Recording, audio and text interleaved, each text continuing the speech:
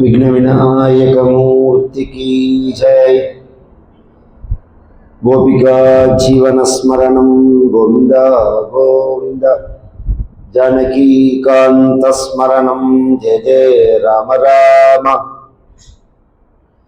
नमः पार्वती पतये। सद्गुरुनाथ महाराज की जय। आंजनेय मूर्ति की जय।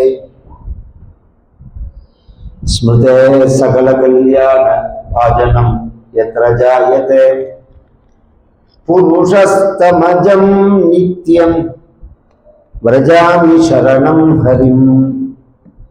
यः शिवो नाम रूपाभ्यां या देवी सर्वमंगला तयोः संस्मरणात् पुंसां सर्वतो जयमंगलम्। नारायणं नमस्कृत्य नरं चैव नरोत्तमं देवीं सरस्वतीं व्यासं ततो जयमुदीरयेत्। योगीन्द्राय नमस्तस्मै शुकाय ब्रह्मरूपिणे। संसार सर्पदष्टं यः विष्णुरातममुमुचत् कृष्णाय वासुदेवाय हरये परमात्मने प्रणतः क्लेशनाशाय गोविन्दाय नमो नमः। पीताम्बरं करविराजित शंखचक्रकौमोदकी सरसिजं करुणासमुद्रं राधा सहायमति सुन्दरमन्दहासं वातालयेशमनिशं हृदि भावयामि। भक्तवात्सल्यजलधेः परमानन्दमूपिनः अस्मदाचार्यराजस्य प्रपन्नोऽस्मि पदाम्बुजं। त्र्यम्बकपुराधीशं गणाधिपसमन्वितं गजारूढमहं वन्दे शास्तारं कुलदैवतं। बुद्धिर्बलं यशोधैर्यं निर्भयत्वमरोगता अजाढ्यं वाक्पटुत्वं च हनुमत्स्मरणात् भवेत्। ओम श्री राधा रुक्मिणी सत्यभामा समेत श्री गोपाल कृष्णाय वरब्रह्मणे नमः। ओम सद्गुरु चरणारविन्दाभ्यां नमः। वाग्देव्ये नमः। ओम हनुमते नमः। श्री हरये नमः।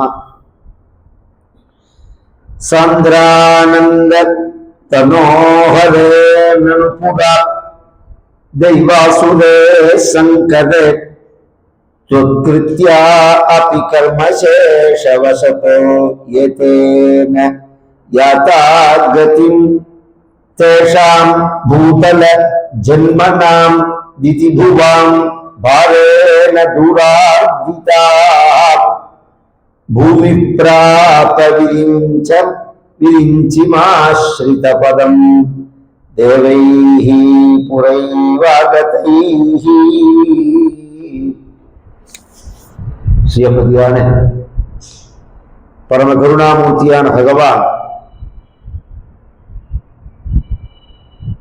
தர்மத்தை ரட்சிப்பதற்காக அவதாரம் பண்றேன் என்று அர்ஜுனனிடம் சொன்னபோது அர்ஜுனனுக்கு ஒரு சந்தேகம் வந்தது. பகவத்கீதையில இந்த சம்வாதம் வருது. 2-3-4 அத்தியாயங்கள்ல ராஜவித்யா ராஜகுஹ்ய யோகம்னு பகவான் உபதேசம் பண்றார். அதை உபதேசம் பண்ணிட்டு அதுக்கு பகவான் ஒரு விவரம் சொல்றார். இமம் விவஸ்வதே யோகம் புரோக்தவான் அகமவ்யயம் விவஸ்வான் மனவே பிராக மனு ருக்ஷ்வாகவே ததா ஏவம் பரம்பரா பிராப்தம் அப்படின்னு. இதை நான் சூரியனுக்கு உபதேசம் பண்ணியிருக்கேன் இந்த யோகத்தை. சூரியன் மனுவுக்கு சொன்னார். மனு இக்ஷ்வாகுக்கு சொன்னார். அதனால ஏவம் பரம்பரா பிராப்தம் அப்படின்னு இது பரம்பரையா இந்த வித்தையானது வரது. யோகங்கள்ல ராஜாவா இருக்கிறதுனாலையும் ராஜயோகம்னு பேரு, ராஜ பரம்பரையிலேயே இது வந்ததுனாலையும் ராஜயோகம் அப்படின்னு பெயர் அப்படின்னு உடனே அர்ஜுனன் கேட்கிறான். இன்னைக்கு அந்த இப்ப நான் சொல்ற அந்த யோகம்ங்கிறது தான் ஏகப்பட்ட குருஜிகள்லாம் கிளாஸ் எடுக்கிறா பாருங்க.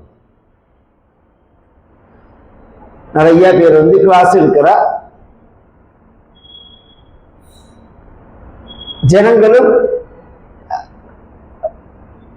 இங்கிலீஷ்ல அவ இன்னைக்கு தகுந்த மாதிரி எடுத்து சொல்றா.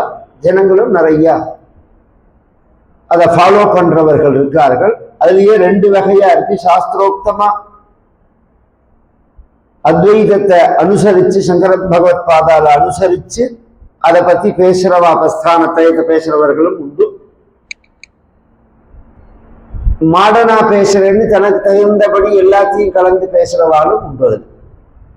ஒரிஜினலா சொல்லணும்னா நம்ம சிவானந்தா, சின்மயானந்தா, தயானந்தா,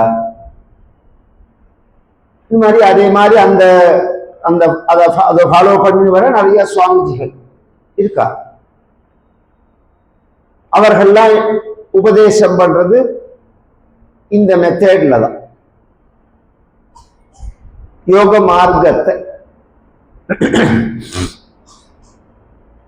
அது ஒரு விதமா உபதேசமாயின்று. ஆனா பகவத்குணத்தினுடைய பகவத் சரித்திரங்களுக்கு மத்தியில தான் இந்த உபதேசமானது இதிகாச புராணங்கள்ல செய்யப்பட்டிருக்கே தவிர பகவத் சரித்திரத்தை பகவத் குணத்தை விளக்கிட்டு கேவல வேதாந்த உபதேசத்தை இப்படி பப்ளிக்கா அவ செய்யல.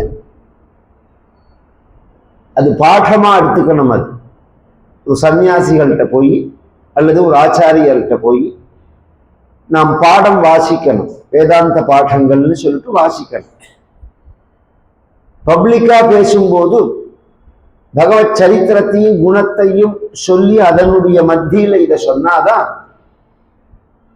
இதனால அது கிடைக்குங்கிறது அப்ப தெரியும். எதனால அது கிடைக்கணும்னு தெரியுது. அது ஞானம்ங்கிற அந்த பழம் மிகவும் உயர்ந்ததா இருக்கலாம், ரொம்ப டேஸ்டா இருக்கலாம், அதுல வைட்டமின் ABCDEFGH எல்லாம் இருக்கலாம். நீங்க 1000 அதை பத்தி பேசினாலும் அந்த பழம் எங்க கிடைக்கும்னு சொல்லணும், எப்படி கிடைக்கும்னு சொல்லணும். கர்மாவை செய்யாம ஞானம் சம்பூர்ணமாகவே ஆகாது. உங்களோட கடமையை நீங்க செய்யாம ஞானத்தை அடையவே முடியாது, குறுக்கு வழியை அடைய முடியாது. சித்திகள் வேற, ஞானம் வேற. இன்னைக்கு அனிமாதி அஷ்ட சித்திகளை ஞானம்னு ஜனங்கள் நினைச்சிருந்து அது பின்னாடி போறார்கள். பெரும்பாலும் அவர்களை ஃபாலோ பண்றவர்கள் தான். அதனால நம்ம சாஸ்திரங்கள்ல அவர்களை சித்தர்கள்னு பிரிச்சுடுறோம். நாம் ஞானிகள்னு சொல்றது இல்லை. ஞானிகள்ல சித்தர்கள் உண்டு, அது வேற விஷயம். அனிமாதி அஷ்ட சித்திகள் அப்படின்னா அனிமா, மகிமா, கரிமா, லகுமா, எங்கேயோ பேசுறத இங்க கேட்கறது, எங்கேயோ நடக்கிறத இங்க பார்க்கறது, கூடு விட்டு கூடு பாயறது, ஒரே சமயத்துல இங்க மறைஞ்சு அமெரிக்கால தோன்றது, காற்றுல மிதக்கிறது, நெருப்பு மேல மிதக்கிறது, நீர்ல நடக்கிறது, இத்தியாதி 1000 விஷயங்கள். இதெல்லாம் சாத்தியமா அப்படின்னா முடியும். அதற்குள்ளதான யோகாபியாசம் பண்ணினா முடியும். ஆனா அதை நோக்கி நம்ம சாஸ்திரங்கள் நம்மளை நகர்த்தல். ராமகிருஷ்ண பரமஹம்சத்தை ஒருத்தர் நான் 40 வருஷம் அபியாசம் பண்ணி காக்காயா பறக்கிற மாதிரி நான் சித்தி அடைஞ்சிருக்கேன்னா காக்காயா பறக்கிற மாதிரி.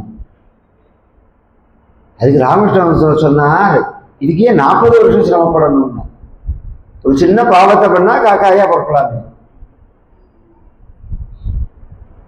சார்த்தன்னைக்கு நம்ம அப்பா அம்மாவுக்கு சார்த்தம் என்று ராத்திரி சாப்பிட்டா அடுத்த ஜென்மா காக்கா. அது மாதிரி பண்ணலாமே. ஒரு சின்ன பாவத்தை பண்ணிட்டு காக்காயா பிறக்கலாமே. இதுக்கு இத்தனை சிரமப்படணும். இதெல்லாம் சாதாரண ஜனங்களுக்கு புரியல. ஏன் அப்படின்னா அதுல என்ன, இப்ப அது ஒரு அதிசயமான விஷயமாக நமக்கு தோன்றினாலும் அதனால என்ன அரிசி விலை குறைய போறதா, இல்ல சமிருத்தி ஏற்பட போறதா, இல்ல கோடிக்கணக்கா பணம் வர போறதா, இல்ல இரவாத தன்மையை நாம் அடைய போறோமா, இல்ல இன்னொருத்தரோட கஷ்டங்களை நம்மளால முழுசா நிவர்த்தி பண்ண முடியுமா, கேள்விகள்லாம் இருக்கணும். ஜனங்கள் நினைக்கிறார் அப்படிலாம் இருந்தா ஏதாவது நடக்காதா அப்படின்னு ஜனங்கள் எதிர்பார்த்துதான் பெரும்பாலும் சாமியார்களை நோக்கி போறது. அதுல நல்லவா இருக்கா, பெரும்பாலும் நல்லவர்களும் உண்டு. நல்ல வழிகளை சொல்லி பரிகாரங்களை சொல்றவாலும் உண்டு. இதுல ஜனங்களுடைய கஷ்டத்தை தனக்கு சாதகமா உபயோகிச்சுக்கிறவாலும் உண்டு. இப்ப நான் சொல்ல வர விஷயம், அந்த சித்திகள் அப்படிங்கிறது நம்மளுடைய சாஸ்திரங்கள் அதை நோக்கி நம்மளை நகர்த்தல்ல, நம்மளை ஞானத்தை நோக்கி நகர்த்துறது. அதனாலதான் காரைக்கால் அம்மையாரை பார்த்து என்ன வரன் வேண்டும்னு கேட்டான் சிவபெருமான். இரவாத அன்பு வேண்டி பின் வேண்டுகின்றார் பிறவாமை வேண்டும் நலம். ஒரு அழகான தமிழ். இரவாத அன்பு வேண்டும், பிறவாமை வேண்டும்.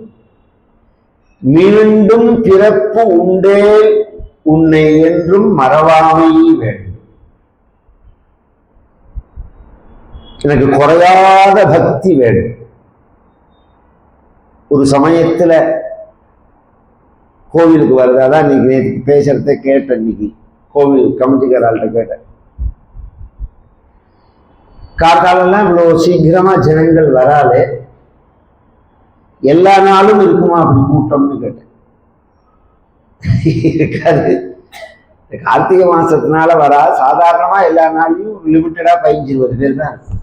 5 மணிக்கு கோவில் திறக்கிறாங்க. இது ஒரு பெரிய அபியாசம், பயிற்சி, ஆன்மீக பயிற்சியில இது ரொம்ப முக்கியமானது. கார்த்தால 5 மணிக்கு திறக்கிறத எழுந்து ஸ்நானம் பண்ணிட்டு நேரம் இந்த கோவில்ல வந்து ஒரு 18 பிரதட்சிணம் பண்ணினேன்னா 5 கிலோமீட்டர் ஆகும். கோவிலை சுத்தினா 5 கிலோமீட்டர் ஆகும். கார்த்தால எழுந்துட்டாச்சு, வாக்கிங் பண்ணியாச்சு, பிரதட்சிணத்துக்கு பிரதட்சிணமும் பண்ணியாச்சு. இது மாதிரி எந்த கோவிலையும் புண்ணியத்துக்கு புண்ணியமும் ஆச்சு, பிசிக்கலா அபியாசத்துக்கும் ஆச்சு, உடம்புக்கும் ரொம்ப நல்லது. முதல்ல கார்த்தால எழுந்துக்கிற பழக்கமே இப்ப ரொம்ப குறைஞ்சு போயிடுது. ஏன்னா ராத்திரியில ரொம்ப நேரம் முழிச்சுட்டு இருக்கிறதுனால வர பிரச்சனை. நிஷாச்சரால்னு சொல்லுவார்கள் ராட்சசர்களை. நிஷின்னா இரவு, அதுல கண் இழுத்து கொண்டு இருக்கிறவர்கள், பகல்ல தூங்குறவர்கள் அவர்கள் ராட்சசர்கள். அப்படி ஒரு இனம் உண்டான்னா இன்னைக்கு ஐடின்னு சொல்றோமோ அதுதான், இந்த ஐடி ஃபீல்டுன்னு சொல்றோமோ அதுதான். எவ்வளவு பெரிய ஒரு தப்பு பண்றோம் நாம. பணம் வர்றதுங்கிறதுக்காக நம்ம வாழ்க்கையை தொலைக்கிறோம், இந்த சிஸ்டத்தையே மாத்திக்கிறோம். காத்தால எழுந்து பகவானை வந்து தரிசனம் பண்ணி, இன்னைக்கு இந்த கேரளாவில் அந்த பழக்கம், கேரளாவில் குஞ்சுக்குட்டியிலேருந்து எல்லாம் அங்க 2 ரொம்ப சக்தியான விஷயம். கொற்ற மழையிலையும் தலைக்கு ஸ்நானம் பண்ணிடுவாங்க. தலைக்கு குளிக்காம வறுக்கவே மாட்டோம். ஸ்நானம்னாலே அதுதான். அம்பலம் தொழாம இருக்க மாட்டான். ஏதாவது ஒரு கோவிலுக்கு போயிட்டு தரிசனம் பண்ணி சந்தன குங்குமம் விட்டு அப்படிதான் வருவார். இந்த மாதிரியான ஒரு சம்ஸ்காரங்கள் இந்த தர்மங்களை கலந்து சொல்றது அப்படிங்கிறது இதிகாச புராணங்கள். பகவான் சொல்றான், இது ராஜ பரம்பரையில நான் சொல்லினது, சூரியனுக்கு சொன்னேன்னு உடனே அர்ஜுனன் கேட்டான் ஒரு கேள்வி. எனக்கும் உனக்கும் ஒரே வயசு. மகாபாரதத்துல யாராருக்கு எவ்வளவு வயசுன்னு குறிச்சு சொல்லிட்டு வரான். தர்மபுத்திரர் மூத்தவர், அவருக்கு அடுத்தது பீமன். பீமனும் துரியோதனனும் ஒரே வயசு. பீமன் பிறக்கிற காலத்துலதான் காந்தாரிக்கு குழந்தைகள் பிறந்தது. அதுக்கு அடுத்தது அர்ஜுனன். அர்ஜுனன் பிறக்கும் போதுதான் கிருஷ்ண பரமாத்மா பிறந்தது. அப்ப அர்ஜுனனுக்கும் கிருஷ்ணனுக்கும் ஒரே வயசு. அதுக்கு அடுத்தது நகுல சகதேவன். மகாபாரத யுத்தத்தோட முடிவுல இவர்கள் வைகுண்டம் போறத்தே, பகவான் வைகுண்டம் போறத்தே எத்தனை வயசு அப்படின்னு பாரதமும் சொல்றது, பாகவதமும் சொல்றது 125 வயசுன்னு. 125 வயசு பகவான் வைகுண்டம் போற காலத்துல. அப்ப 125 வயசு வாழ்ந்திருக்கான் பகவான். இந்த கிருஷ்ணாவதாரத்தை கணக்கிடணும்னா அதுக்கு ஒரு வயசு பெரியவர் பலராம அவதாரம். இன்னைக்கு நாம பேச போறது பலராம அவதாரத்தை பத்தி தான். அதுக்கு முன்னாடி சில பூர்வ பீடிகைகள் சொல்லணும். ஒரே சமயத்துல 2 அவதாரங்கள் பகவான் எப்படி எடுக்கிறான்? 3 அவதாரம். பரசுராமரும் இருக்கார், பலராமரும் இருக்கார், பகவானும் இருக்கார். அப்படிங்கிறதுனால அதுக்கு அதெல்லாம் புரியணுங்கிறதுக்காக இதை பேசுறேன். முன்னாடி அர்ஜுனன் கேட்டான், உனக்கு எனக்கும் ஒரே வயசு. இப்ப எனக்கு நீ உபதேசம் பண்றத இதை நான் சூரியனுக்கு சொன்னேன், மனுவுக்கு சொன்னேன், இக்ஷ்வாகுவுக்கு சொன்னேன்னு சொல்றேன். சூரியனோட வயசை சொல்லும் போது வேதம் கஷ்யபா திதிதா சூர்யாத் அப்படிங்கிறது. கஷ்யபங்கிற மகரிஷிட்டேருந்து சூரியன் உண்டானான் அப்படின்னு சொல்றது.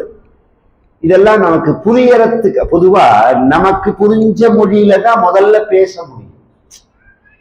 நமக்கு புரிஞ்ச மொழியில தான் புரியாததை சொல்லி மேல கொண்டு போக முடியும். நம்மளை எடுத்த உடனே புரியாததை சொல்லி புரிய வைக்க முடியாது. கொக்கு எப்படி இருக்கும்னா வெள்ளை வெள்ளையர்னு இருக்கும், வெள்ளை எப்படி இருக்கும்னா பால் மாதிரி இருக்கும். அப்படின்னா பால் நம்ம பார்த்துருக்கோம், பாலை பார்க்கிறோம், அதனால பாலை தெரியும். பாலை பிடிச்சுன்னு ஒயிட்டு, ஒயிட்டை பிடிச்சுன்னு கொக்கு, இப்படித்தானே பேச முடியும். சூரியன் கஷ்யபற்ற தோன்றினான்னா சயின்டிபிக்கா இதுக்கு என்ன அர்த்தம்னா, அப்ப சாஸ்திர ரீதியா பார்த்தா அதுக்கு வேற அர்த்தமா. இந்த பிரளய ஜலம் அப்படின்னு சொல்றது, நாராயணன் சொல்றது, பகவான் ஜலத்துல மிதந்து இருக்கான். பிரளய இந்த நாம இந்த காவேரி கொள்ளிடத்துல பாக்குறோமே அந்த ஜலம் இல்லது, அது காரணோதகம்னு பேரு. அது இந்த உலகம் உண்டாரத்துக்கு காரணமான ஜலம். அது உலகம் உண்டாரத்துக்கு காரணமான ஜலமே தவிர இந்த ஜலம் இல்லை. நீங்க நினைக்கிற அந்த காவேரி கொள்ளிடம் ஜலம் நீர் கிடையாது. அது மாதிரி சாஸ்திரங்கள்ல சொல்லும் போது ஃபர்ஸ்ட் எப்படி புரியறதோ அப்படி புரிஞ்சுக்கணும். அப்புறம் அதுக்கு மேல விசாரம் பண்ணினா அந்த விஷயம் புரியும். சூரியனுடைய உற்பத்தியை சொல்லும் போது கஷ்யபர்ங்கிற ஒருத்தேர்ந்து தான் சூரியன் தோன்றினான்னு இருக்கு. அப்ப உனக்கு எனக்கும் ஒரே வயசு, சூரியனுக்கோ கோடிக்கணக்கான வயசு, எப்படி நீ சொன்ன அப்படின்னு உடனே பகவான் சொன்னார், அப்படி இல்ல அர்ஜுனா, பகூனிமே விரதீதானி ஜென்மானி தவச்சார்ஜுனா, என்னோட இந்த பிறவியை மட்டும்தான் நீ பார்க்கிற, எனக்கு பல பிறவிகள் உண்டுன்னாள் பகவான். இதுக்கு முன்னாடியும் பல பிறவிகள் உண்டு, பின்னாடியும் பல பிறவிகள் உண்டு. நானும் பிறக்கிறேன், நீனும் பிறக்கிறாய். நான் பிறப்பதற்கெல்லாம் அவதாரம்னு பேரு, நீ பிறப்பதற்கெல்லாம் பிறப்புன்னு பேரு, ஜனனம்னு பேரு. அப்படின்னு உடனே அர்ஜுனன் கேட்டான், பேர மாத்திரத்தினால வெவ்வேறையே ஆயிடுமா? அப்படி ஆகாதே. இப்போ ஒரு சாமான வாங்கின்னு வந்து ஒரிஜினலா அது மேல என்ன ஸ்டிக்கர் ஒட்டிருக்கோ அதை எடுத்துட்டோம், நம்ம ஸ்டிக்கரை ஒட்டி விட்டதுனால நம்மளோட ஆயிடுமா? அப்படி ஆகாது. அது என்னவோ அதுதான். அது மாதிரி நீ பிறந்தது அவதாரம்னும் நான் பிறந்தத ஜனனம் அப்படின்னும் நீ எப்படி சொல்ல முடியும்? வித்தியாசம் இருக்கிறதுனால சொல்றேன். என்ன வித்தியாசம் கவனிச்சு கேளுங்க. நீ கர்மாவுக்கு வசமாய் பிறக்கிறாய், நான் கர்மாவை வசப்படுத்திட்டு பிறக்கிறேன் பகவான். அப்படின்னு நீ அஸ்வதந்திரன், நான் சுதந்திரம். புரியலையேன்னா நீ கிஞ்சிஜன், நான் சர்வஜன். இப்படி சொல்லிட்டே போனாள் பகவான். நீ சுதந்திரம் இல்லாதவன், சிற்றறிவு உடையவன், நான் அப்படி கிடையாது. உனக்கு உன் வாழ்க்கையில பின்னாடி என்ன நடக்கும், வாழ்நாள்ல பின்னாடி என்ன நடக்கும், குழந்தைகளுக்கு என்ன நடக்கும், மனைவிக்கு என்ன நடக்கும்,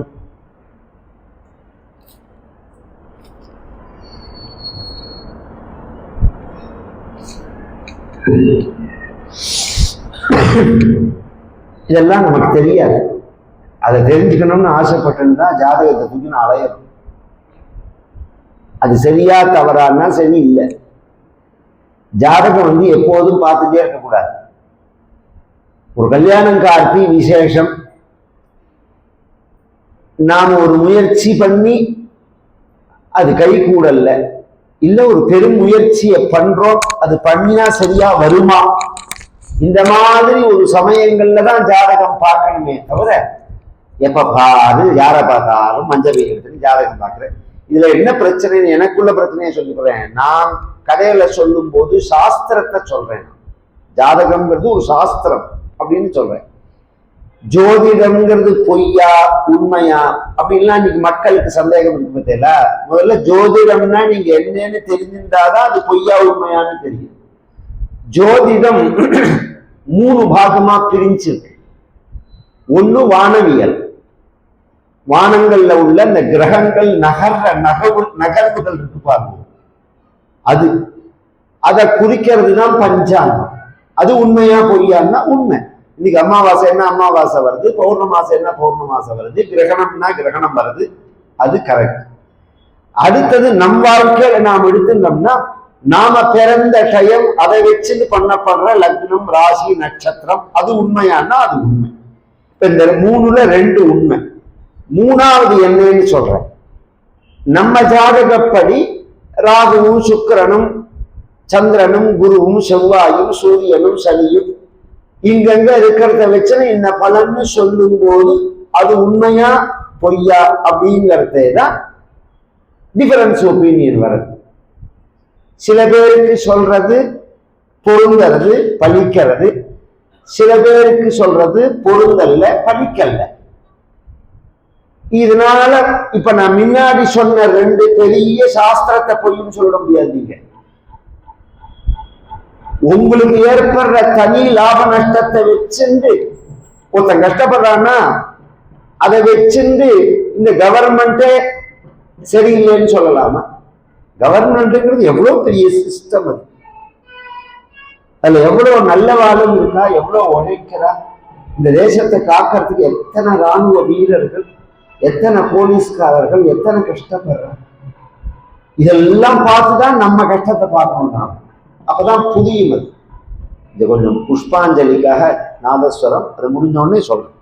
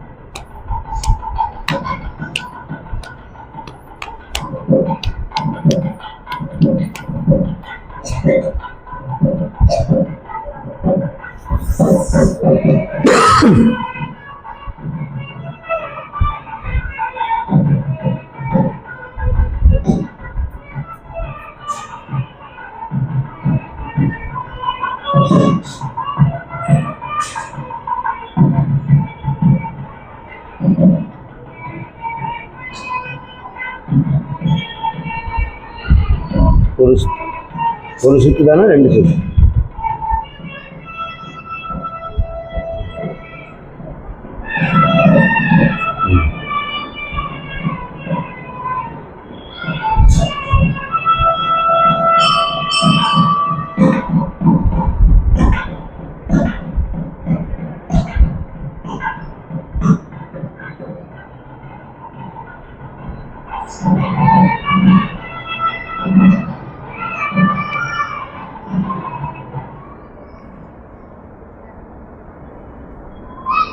மூணு பிரிவுல ஒரு பிரிவு தான் நமக்கு போய் பார்க்கக்கூடிய பலன்கள். இது 800 கோடி பேர் இருக்கும் உலகத்துல மக்கள். 800 கோடி பேருக்கும் 800 கோடி ஜாதகம். 800 கோடி ஜாதகத்துக்கும் 800 கோடி கால்குலேஷன். இதுவும் சேர்ந்தா என்ன, இதுவும் சேர்ந்தா என்ன, இன்ன பார்த்தா என்ன, இன்ன இடத்துல என்ன, இத்தனையும் ஞாபகம் வச்சுக்க முடியாது. இத்தனையும் ஒருத்தர் ஞாபகம் வச்சு ஜாதகம்லாம் சொல்ல முடியாது. அவன் எவ்வளவு பெரிய கொம்மனா இருந்தாலும் சரி. அதுக்கு வேற வழி இருக்கு. என்ன வழின்னா, இது வெறும் கணக்காக மேலோட்டமா இருந்தாலும் இது ஒரு தெய்வங்களுடைய சஞ்சாரம். நவகிரகங்கள்ங்கிறது ஒரு தெய்வம் தானே, அதனுடைய நகர்வுகளை தானே நாம் கனெக்ட் பண்றோம். அப்ப உபாசனை இருந்ததுன்னா, மந்திரங்களை சித்தி பண்ணி தெய்வ ஆராதனங்கள்லாம் இருந்ததுன்னா, யார் பிராபலம்னு வரார்களோ அவர்கள் ஜாதகத்தை எடுத்து பார்த்தோன்னே இந்த பிராபலம் தெரியும். கேரளாவில் பிராச்சீனமா ஜாதகம் பார்க்கிற, பிரஷ்னம் பார்க்கிற முறையை சொல்றேன். அப்பதான் உங்களுக்கு தெரியும், ஆச்சரியமா இருக்கும். அந்த அந்த பணிக்கர் அல்லது நம்பூத்திரி வீட்டுக்கு நாம போனோம்னா அங்க ஒரு குளம் இருக்கும். அந்த ஜாதகம் பார்க்கிற மண்டபம்னு இருக்கும். நாம போன உடனே குளிச்சுட்டு வந்து உட்கார்ந்து பெறவர் ஜாதகம் பார்த்து சொல்லுவார். ஒருத்தருக்கு பார்த்துட்டா அன்னைக்கு இன்னொருத்தருக்கு பார்க்க மாட்டார். இப்படி சில பேர் உண்டு. சில பேர் என்ன பண்ணுவார்கள்னா, ஒருத்தருக்கு பார்த்துட்டு திருப்பி இன்னொரு தடவை ஸ்நானம் பண்ணிட்டு வந்து அடுத்தவர்களுக்கு பார்ப்பார். அவ்வளவு தூரம் ஜாக்கிரதையா பார்க்க வேண்டிய ஜாதகம் இன்னைக்கு லாட்ஜ்ல ரூம் போட்டு கும்மாளம் அடிச்சிருந்து ஊர்ல உள்ள கெட்ட பழக்கத்தெல்லாம் வச்சிருந்து வாக்கால பேசுறதுக்கு எப்படி பலித்தம் வரும்? ஜோசியனுக்கு வாக்பலித்தமும் வைத்தியனுக்கு கைராசியும் வேணும். எத்தனை படிச்சிருந்த டாக்டரா இருந்தாலும் கைராசி டாக்டர்கிட்ட தானே நாம போறோம். ரெகுலரா போறதை விட்ட போனா நம்ம வைத்தியம் குணமாகும். அது மாதிரி ஜோசியர்களுக்கு வாக்பலித்தம் வேணும். ஜோதிஷம் யார் வேணாலும் சொல்லலாம், சொன்னது பலிக்க. நடந்ததை யார் வேணாலும் சொல்லலாம், நடக்க போறத பேசணும். அந்த ரீதியில தான் என்னோட ஆராய்ச்சிகளே தவிர, ஒரு பெரிய செல்வந்தர், பிசினஸ் மேனு, பிரபலமானவர், இன்னைக்கு நான் பேர் சொன்னா எல்லாருக்குமே தெரியும், அதனால நான் சொல்லக்கூடாது, நொடிச்சு போயிட்டார் வாழ்க்கையில. ஒரு 7 வருஷம் முன்னாடி ஆயிரக்கணக்கான கோடி ரூபாய் சொத்தெல்லாம் போயிட்டே இருக்கு. எனக்கு பரிச்சயமான போது நான் சொன்னேன், இப்போதைக்கு ஒண்ணுமே பண்ண முடியாது உங்களுக்கு. 2024க்கு அப்புறம் தான் திரும்பி நீங்க எழுந்து நிற்க முடியும் வாழ்க்கையில அப்படின்ன போது 2024, 24, 25 ஒரு கால்குலேஷன் சொன்னேன். இதை குறிச்சுக்கோங்க டெய்லின்னு சொன்னேன்.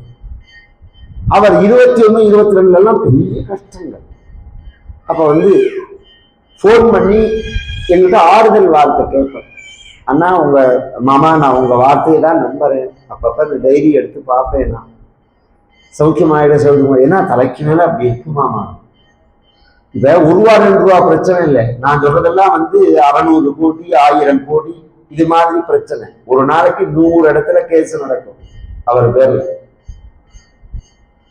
இப்படி எல்லாம் பிசினஸ் ரீதியா கடன் வாங்கின ரீதியா எல்லாம் தாண்டி வருவேன் 24 எல்லாம் அவருக்கு நம்பிக்கை போயிட்டு, நீங்க சொல்றேன் மாமா எனக்கு அந்த மாதிரி ஒரு வழியே தெரியல, எல்லாம் தாண்டி போயிடுவேன் அப்படின்னு சொன்னேன். இப்ப 4 நாள் முன்னாடி பேசிட்டு இருக்கும்போது ஒரு பெரிய திருப்பு முனை அவர் வாழ்க்கையில ஏற்பட்டு நல்ல நிலைக்கு வர ஆரம்பிச்சுட்டார்னு பேசி வந்தது. பழையபடி அந்த எல்லாம் கேசெல்லாம் சரியா போய். அப்ப அவர் சொன்னார், நானே நம்பல என் வாழ்க்கைய மாமா சொன்னதுக்கு அப்படின்னு.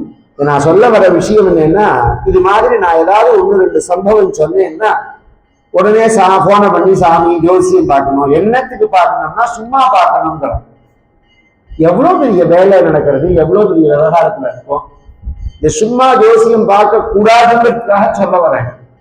ஒரு கல்யாணம் ஆகலையா, கார்த்தியா, குழந்தை பிறக்கலையா, ஒரு வியாதியா, இல்ல ஒரு தொழில், ஏதாவது நமக்கு முடிவெடுக்க முடியாத ஒரு சூழ்நிலையில தான் ஜாதகத்தை பார்த்துக்கணும். ஏன்னா வருங்காலம் தெரிஞ்சதுன்னா நிகழ்காலம் கொடுமையா போயிடும். ஆனா ஜனங்களுக்கு அந்த ஆசை இருக்கு, வருங்காலம் தெரிஞ்சுக்கணும். வருங்காலம் தெரிஞ்சு என்ன பண்ண போற, இந்த கேள்வியே அதுதான். தெரிஞ்சு என்ன பண்ண போற, உன்னால மாற்ற முடியுமா? இப்பயாவது நிம்மதியா இருக்கு, அந்த நிம்மதி போயிடும், அந்த நிம்மதிங்கிறது போயிடும். அதனாலதான் பத்ரம் பத்ரமிதி குருயாத்துன்னு வராக வீரர்ல இருந்து ஆரம்பிச்சு எல்லா மகான்களும் என்ன சொல்றாருன்னா, அமங்கலமான விஷயத்தை சொல்லாத மங்களமான விஷயத்தை மட்டும் சொல்லும் அப்படிங்கிறார். உனக்கு தெரியாது அர்ஜுனா, எனக்கு தெரியும்.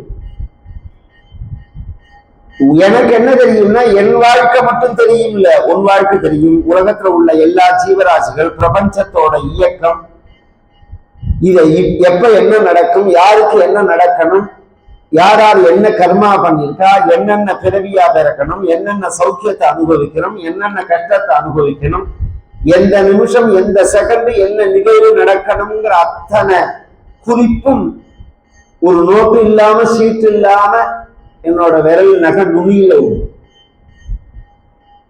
உனக்கு எனக்கு அதுதான் வித்தியாசம். நீ அஸ்வதந்திரன், நான் சுதந்திரன்னா. அவன் கேட்டான் அப்படின்னா, உன்னால உன் வாழ்க்கைய மாற்ற முடியாது. மாற்ற முடியாதுன்னு உடனே நான் அதைரியப்படுத்தி பேசுறதா நினைக்க வேண்டாம். மாற்ற முடியும், மாற்ற முடியறத மாற்ற முடியும். 98% தான் மாற்ற முடியும், 2% மாற்ற முடியாது. அந்த சிஸ்டமே அப்படிதான். நீங்க 100% பகவான் உங்க கையில கொடுக்கறது கிடையாது. 100% உங்க கையில பகவான் கொடுத்துட்டாருன்னா அப்புறம் பகவானையே தூக்கி போட்டு இல்லைங்க. அதனால பகவான் கண்ட்ரோல்ல தன் கையில தான் வச்சுருக்கார். இதெல்லாம் ரொம்ப அழகான சிஸ்டம். நம்மளோட சாஸ்திரங்கள்ல உள்ள சிஸ்டம் தான் நம்மளுடைய வாழ்வியல் முறையில வந்தது. இந்த முழு சுதந்திரம் கொடுக்காத போதே நாம பகவானை மதிக்க மாட்டேங்கிறோம். முழு சுதந்திரம் கொடுத்துட்டா பகவானை மதிப்போமா? ஒரு ஜெயில், அந்த ஜெயில்ல கைதிகள்லாம் இருக்கா, அந்த கைதிகள்லாம் ஒழுங்காக நடத்தப்படுகிறார்களா அப்படிங்கிறத இன்ஸ்பெக்ஷன் பண்ணணும். 3 மாசம் 6 மாசத்துக்கு ஒரு தடவை அதுக்கு ஒரு ஆபீசர் வருவர். அவர் வந்த உடனே வார்டன் அந்த ஜெயில் கதவை திறந்து விடணும்.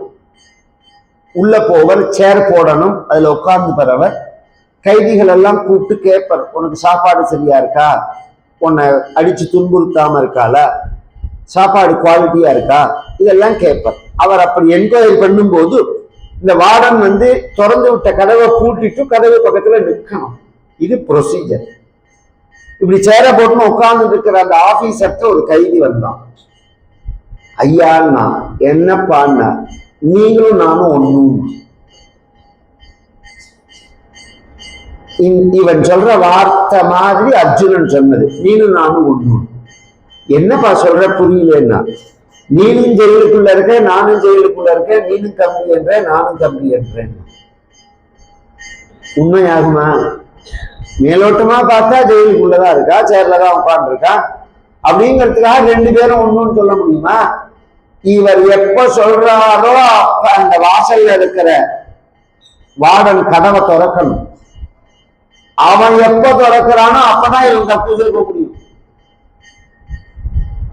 இவன் நினைச்ச போது அவன் திறக்க மாட்டான். இப்படி கோபப்பட்ட ஆளா இருந்தா வேணும்னே பழி வாங்குவா. ஜெயிலுக்கு போனவா சொன்ன அனுபவங்கள் இது. ஜெயிலுக்கெல்லாம் போகவே கூடாது, அது மாதிரி ஒரு நிகழ்வுகள் வரவே கூடாது வாழ்க்கையில. அதெல்லாம் தான் இருக்கு விஷயம். ஒரு சமயம் பரமாச்சாரியால் திருவள்ளி ட்ரிப்ளிகேன்ல இருக்கும்போது ஒரு ரூமுக்குள்ளவே கதவை சாத்தினுட்டார். ஜன்னல்லையே உட்கார்ந்து இருந்தார் ஒரு நாள் முழுக்க. என்னத்துக்குன்னே தெரியல யாருக்குமே. ராத்திரி 8-9 மணி ஆச்சு, வெளியிலேயே வரல, பிக்ஷையும் பண்ணல.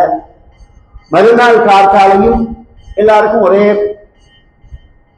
பரமாச்சாரியால்கிட்ட யாருமே நேரடியா பேச முடியாது. அவர் என்ன பண்றாரோ அதுதான்.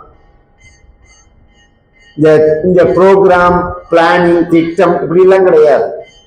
அவெல்லாம் சன்னியாசிகள், பரமாச்சாரியா.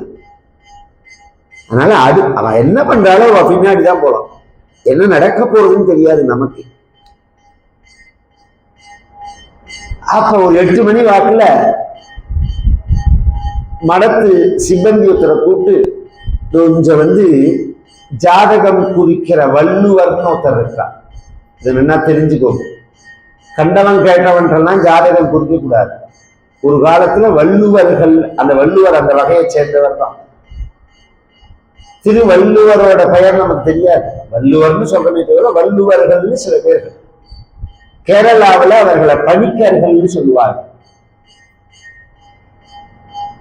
ஆந்திரால அவர்களை பஞ்சாங்கக்காரர்கள்னு சொல்லுவார்கள். இப்படி ஒவ்வொரு தேசத்துலையும் பெயர் வேற இருந்தாலும் அந்த சிஸ்டத்துக்குன்னு உள்ளவாவா. நோட்டு போட்டு எழுதி கொடுத்தா பளிச்சு. அந்த வள்ளுவரை கூட்டு வர சொன்னார், கூட்டு வந்தார். என் ஜாதகத்தை எழுதினார். இப்ப என்ன திசை, இப்ப என்ன புக்தி, இன்னைக்கு என்ன அந்தரம், இன்னைக்கு அந்தரத்துக்கு என்ன பலன்னு கேட்டார். உடனே அவன் சொன்னான், முந்தானால இருந்து உங்களுக்கு இன்ன புக்தியோட அந்தரம் ஆரம்பிக்கிறது, இதுக்கு பலன் நீங்க ஜெயில இருக்கணும்னா. அதுக்கு பரமாச்சாரியார் சொன்னார், அதுக்குதான் நானே ஜெயில போய் உட்கார்ந்துட்டேன். நானே போய் கதவை சாத்தின்னு உட்கார்ந்துட்டேன். அது முடிஞ்சிருக்கோம்னா முடிஞ்சிருக்கு. அதெல்லாம் ரொம்ப ரொம்ப நுட்பமானது. அதுக்காக சொல்ல வேண்டும். அதெல்லாம் ஜாக்கிரதையா இருக்கணும்.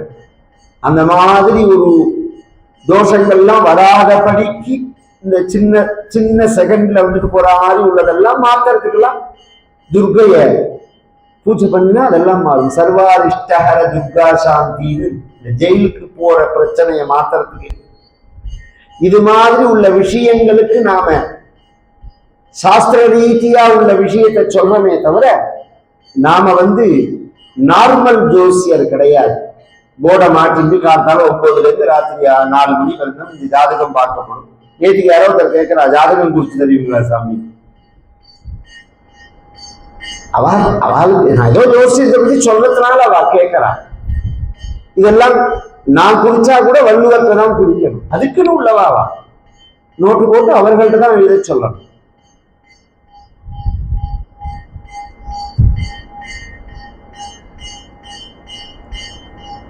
ஜெயில இருந்ததுனால 2 பேரும் ஒன்னாயிட முடியுமா? அதுபோல பிறந்ததுனால நீயும் நானும் ஒன்னா. ஜென்ம கர்மச்சமே திவ்யம் ஏவம் யோகேத்தி தத்துவதா பகவான் சொல்றான். என்னோட ஜென்மாவும் சரி, என்னோட கர்மாவும் சரி திவ்யமானது அர்ஜுனான்னா. திவ்யம் அப்படின்னா அப்ராகிருத்தம்னு அர்த்தம். பிரகிருதி தன்மை இல்லாததுன்னு அர்த்தம். பிரகிருதி அப்படின்னா இயற்கைன்னு சொல்லலாம். ஓரளவு தமிழ்ல நேச்சர்னு சொல்றாம. அதுக்கு என்ன தன்மை அப்படின்னா 6 விகாரத்தை உடையது, 6 மாறுபாடை உடையது. கவனிச்சு கேளுங்க. முதல் மாறுபாடு இல்லை, 2வது இருக்கு, 3வது வளர்ந்தது, நாலாவது பெருத்தது, அஞ்சாவது சுருங்கினது, ஆறாவது இல்லை. என்ன சார் இதுன்னா, பூச்செடி வச்சிருக்கோம், அந்த பூச்செடியில பூ பூக்கும் அப்படின்னு சொல்றோம். நம்ம வீட்டுல நமக்கு குழந்தையோ பேரம் பேத்தியோ இருந்தா தினம் இந்த பூச்செடி கிட்ட வந்து தண்ணி ஊத்துறதே, தாத்தா எப்ப பூ பூக்கும் எப்ப பூ பூக்கும் அப்படின்னு கேட்பான். இந்த குழந்தைகளுக்குள்ள ஆசை, இப்ப பாரு இதுல பூ பூக்கும் பாரு. ஒண்ணுமே இல்லையே தாத்தா, நீ பாரு அப்படின்னா ஒரு 10 நாள் கழிச்சு சின்ன ஒரு மொட்டு, முதல்ல ஒண்ணுமே இருக்காது, அப்புறம் பார்த்தா ஒரு சின்ன மொட்டு. இத பத்தியா, இது என்ன தாத்தா பூன்னா, நீ பாருன்னா.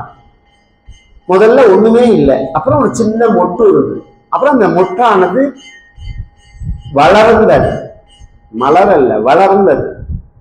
அதுக்கப்புறம் மூணாவது வர்த்தத்தை, நாலாவது பரிணமத்தை. பரிணமத்தைன்னா மலர்ந்தது. அஞ்சாவது மறுநாளைக்கு வாடி போச்சு. பூத்ததுக்கு 2 நாளோ 3 நாளோ அந்த செடியை பொறுத்து இருக்கு. கொஞ்ச நாள்ல அந்த வாடி போயிடும். வாடி போனோடனே அந்த செடியிலேருந்து உதிர்ந்து கீழே விழுந்து இல்லை. முதல்ல இல்லை, அப்புறம் இருந்தது, அப்புறம் வளர்ந்தது, அப்புறம் மலர்ந்தது, அப்புறம் சுருங்கினது, அப்புறம் இல்லை. இந்த 6 வகையான மாறுபாடு ஒரு பூவுக்கு மட்டும் இல்லை, நமக்கும் உண்டு. முதல்ல நாம பிறக்கிறதுக்கு முன்னாடி எங்க இருந்தோம் தெரியாது. கர்ப்பம் ஏற்பட்டது, அப்புறம் பிறந்தோம், பிறந்த உடனே வளர்ந்தோம். இந்த வளர்ச்சிங்கிறது ஒரு மனிதனுடைய வாழ்க்கையில வாழ்நாள் முழுக்க கிடையாது. 20-22 வயசு வந்ததுன்னா வளர்ச்சி, ஒரு 30 வயசு கூட வச்சுக்கலாம். அப்புறம் பரிணமது, உடம்பு பார்த்தேன்னா அப்படி பெருக்க ஆரம்பிக்கும் குறுக்கு வாட்டுல. இந்த எவ்வளவோ முட்டாள்தனத்துல ஒரு முட்டாள்தனம் சொல்றேன், இதை குடிச்சா நீங்க உயரமா வளரலாம் அப்படிங்கிற மாதிரி. தலைகள் நின்னாலும் வளர முடியாது. உங்க அப்பா ஆகி என்ன உயரமோ அந்த உயரம் தான் அவனால வர முடியும். இது ஒரு முட்டாள்தனம். தலைமயிர தடவிண்டா என்ன தடவிண்டா தலைமயிர் வளருங்கிற பிறகு அது ஒரு முட்டாள்தனம், வளரவே வளராது. அப்புறம் என்ன தடவிக்கிறது எதற்குன்னா, இப்ப தோல் இருக்கு, தோல் மேல என்ன தடவிண்டா தோலுக்கு என்ன எஃபெக்ட்? தோல் வெயில்ல அது வறண்டு போகாம, அது சக்தியை இழக்காம, சத்தை இழக்காம எப்படி இருக்கோ அது மாதிரி நம் தலை, நம் கேசத்துல எண்ணெய், உச்சந்தலையில எண்ணெய் வைக்கணும்.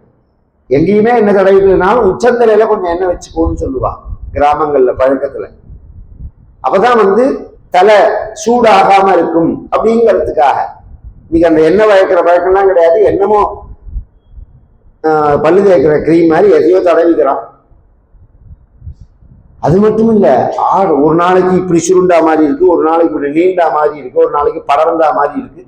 நம்ம சொன்னதை கேட்கறது அது மட்டும்தான் வச்சுக்கோங்களேன். அது ஒரு முட்டாள்தனம். அந்த பரிணாமத்தை தான். அப்புறம் பெருக்க ஆரம்பிச்சோம், அப்புறம் சுருங்கணும். ஒரு காலத்துல சுருங்கும். 60 வயசு ஆரம்பிச்சோடனே ஒடுங்க ஆரம்பிச்சிடும் உடம்பு.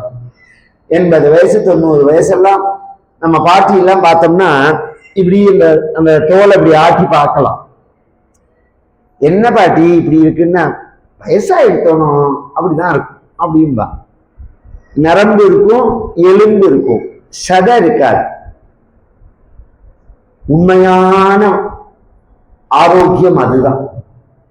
இந்த சிறுமலை பழம்னு இருக்கு வாழைப்பழத்துல, அந்த வாழைப்பழத்தை, எரி போடாத வாழைப்பழத்தை வாங்கி நீங்க வச்சேன்னா 10 நாள் ஆக உடனே அது அப்படியே கருத்துட்டே சுருங்கும். 20 நாள் ஆனாலும் ஃப்ரிட்ஜில் வைக்க வேண்டாம். மேல் தோலி காஞ்சிருக்கும், திறந்து பார்த்தா உள்ள பழம் அப்படியே இருக்கும். இன்னைக்கு வாழைப்பழத்தை வாங்கி 2 நாள் வச்சேன்னா அவன் மேல அடிக்கிற அந்த ஸ்ப்ரேக்கு கருத்து போய் அழுகி போயிடும். இதுக்கும் இயற்கைக்கும் உள்ள வித்தியாசம். ஒரிஜினல் பழம் அழுகாது, சுருங்கும். இன்னைக்கு நம்ம உடம்பு ஏன் அழுகாதுன்னா, அதுக்கு எப்படி எருவோ அது மாதிரி நாம சாப்பிட்ற மருந்துகள். சுருங்கணும். அப்புறம் ஒரு காலத்துக்கு இல்லை.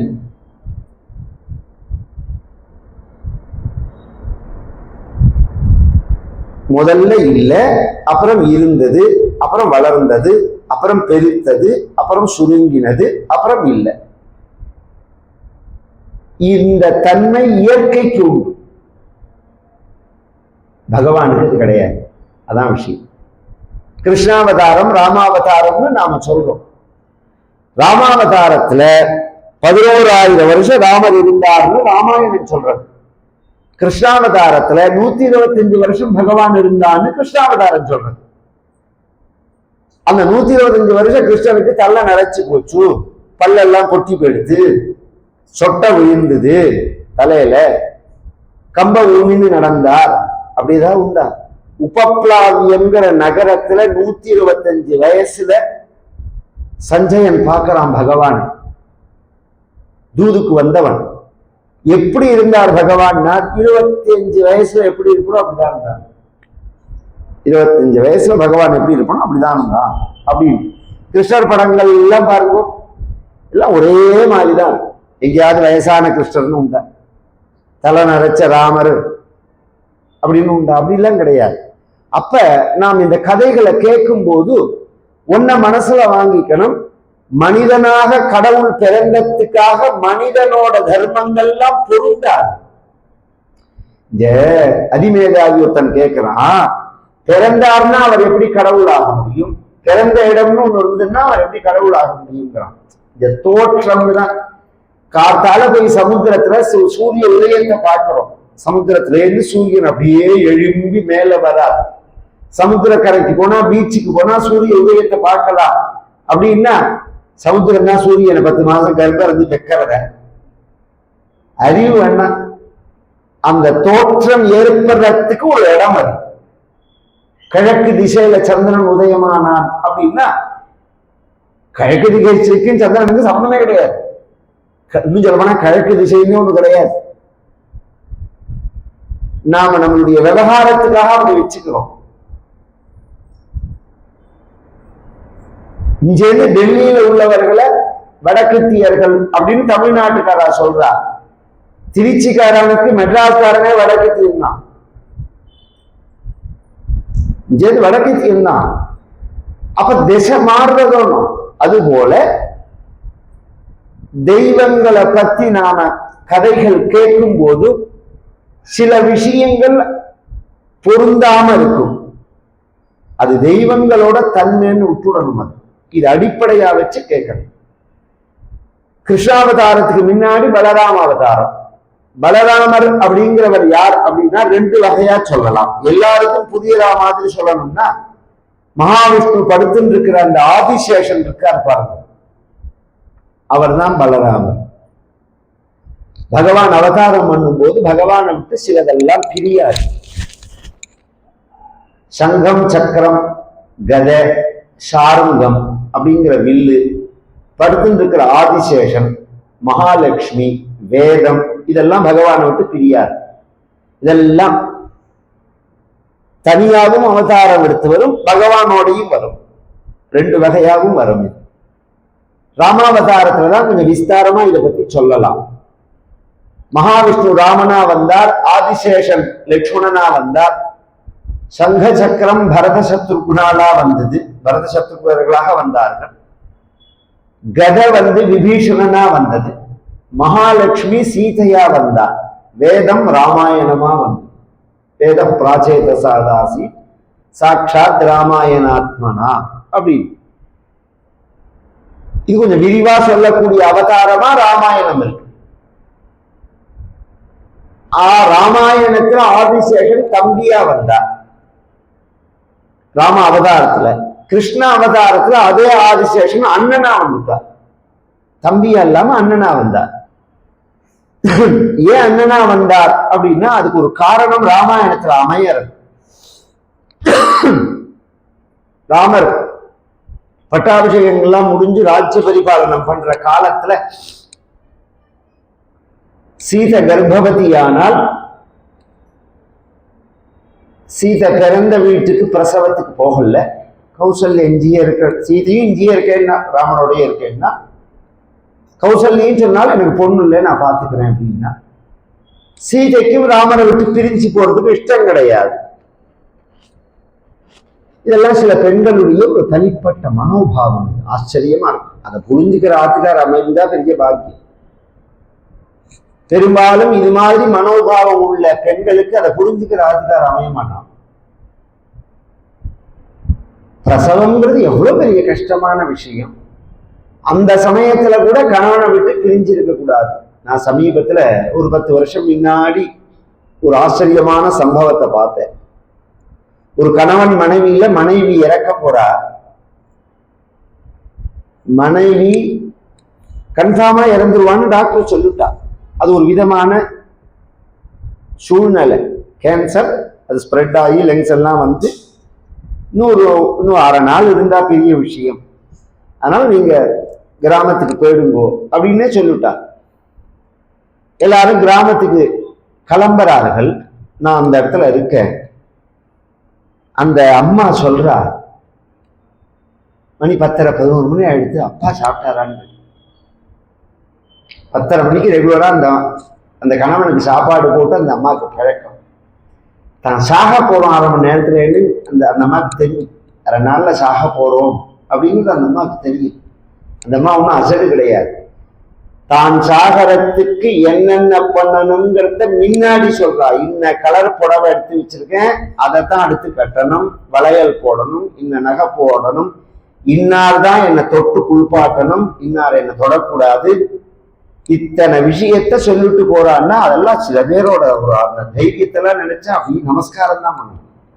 மரணம்ங்கிறது சாதாரண விஷயம். ஆனா உண்மையில நீங்க என்ன தைரியமா இருந்தாலும் இல்லாட்டினாலும் மரணம் உண்டு. அதை உங்களால தவிர்க்க முடியாது.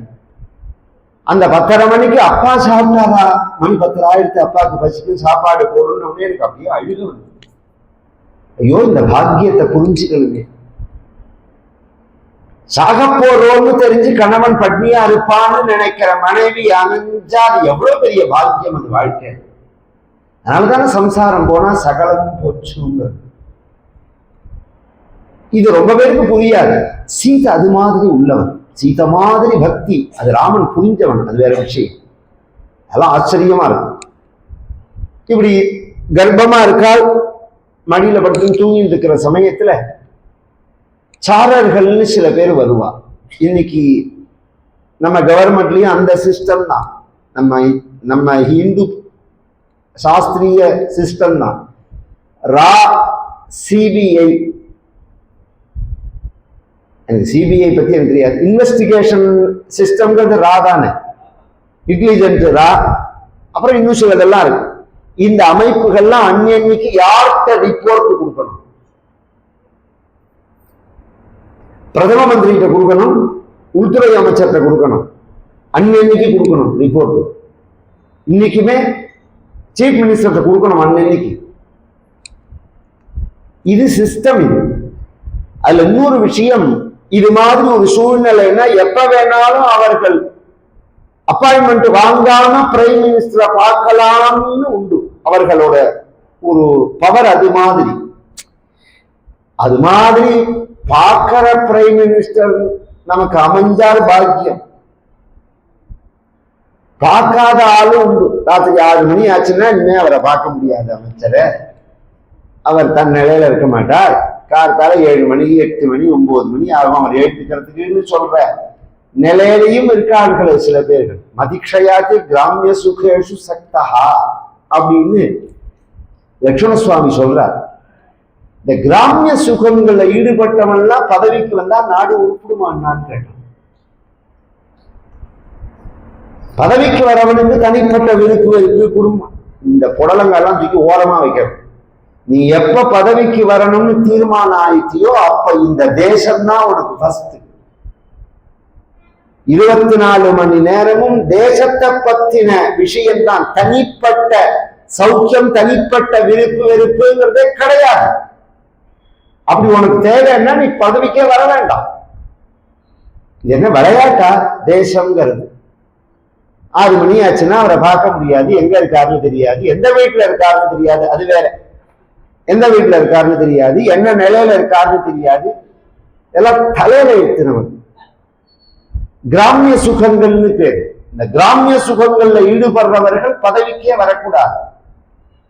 24 மணி நேரம் 24 மணி நேரத்துல எப்ப வேணாலும் பார்க்கலாம் அவரை அப்படிங்கிற மாதிரி உள்ளவர்கள் தான் பதவிக்கு வரலாம். ஏன்னா முடிவெடுக்க வேண்டிய சூழ்நிலை அப்படி இருக்கட்டும். ராமரை வந்து பார்க்கிறா நேர அந்த சாரர்கள்லாம். சீதை தூங்கி ராணியோட இருக்கிற சமயத்துக்கு ஒருத்தர் வந்துட முடியுமா? இவர்கள் வரலாம்.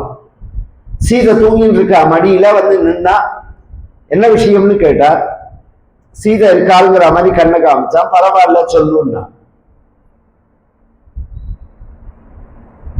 எங்க எல்லா இடத்துலயும் கரெக்டா ஜனங்கள் ஒழுங்கா இருக்கா? இது நூறு கவனிச்சுக்கணும். நாம இந்த ஜனங்களுடைய அபிப்பிராயம் என்னன்னு தெரியாத ராஜா நீண்ட காலம் இருக்க முடியாது. இந்த பக்கத்தில் உள்ளவங்க பேச்ச நம்பவே கூடாது. ஜனங்கள் என்ன நினைக்கிறார்கள் தன்னை பத்தி அப்படிங்கறதுதான் ரிப்போர்ட் தெரிஞ்சுக்கணும். எதுக்காக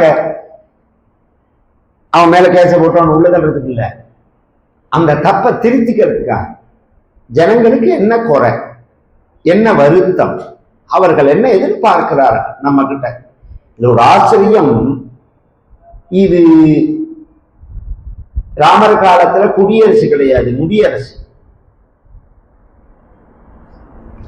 குடியரசுக்கும் முடியரசுக்கும் என்ன வித்தியாசம்னா, வேண்டாம்னா அந்த ராஜாவை அடுத்த எலெக்ஷன்ல தூக்கி போட்டுட்டு இன்னும் ராஜாவை நாம செலக்ட் பண்ணலாம். முடியரசுல அப்படி கிடையாது. ஒருத்தனுக்கு ஒட்டாவிஜயம் ஆச்சுன்னா அவங்கால மட்டும் அவன் தான் ராஜா. அப்படி இருக்கிற காலத்திலேயே ஒவ்வொரு நாளும் மக்கள் என்ன நினைக்கிறார்கள், மக்களோட ஹிதம் என்னங்கிறத கவனிச்சு ராஜ்ய பரிபாலனம் பண்ணின ராஜா ராமன். அது மாதிரி நல்லவர்கள் எல்லாம் ஆண்ட தேசம் இது. அதுக்காக சொல்லவன். எல்லாரும் ராமனை பத்தி கொண்டாடுறார்கள். அது பகவான் சொன்னாரு, என்னை பத்தி கொண்டாடுற நான் கேட்கல, என்கிட்ட உள்ள குறைகளை யாரும் சொல்றாங்க. ஒரு இடத்துல ஒரு சம்பாதம் நடந்தது. அது இதுக்கு சம்பந்தம் இல்லையான்னு எனக்கு தெரியாது. இருந்தாலும் நடந்ததை சொல்ல வேண்டியது எங்க பொறுப்பு. ஆனா சொல்றதுக்கு பயமா இருக்கு. என்ன, உங்களை வந்து கண்ணிய குறைவா அவன் பேசினதுனால, அவன் தானே பேசினான், நீ சொல்றதுல என்ன இருக்கு சொல்லுன்னா. ஒரு ஊர்ல ஒரு சலவை தொழிலாளிக்கும் அவன் மனைவிக்கும் ஒரு சண்டை. ரஜகன் வாஷர்னு சொல்லுவா, வண்ணான்னு நம்ம தமிழ்நாட்டுல சொல்லுவோம். அவருக்கும் அவர் மனைவிக்கும் ஒரு சண்டை. சண்டையில அந்த மனைவி கோச்சுன்னு பிறந்த வீட்டுக்கு போயிட்டான்.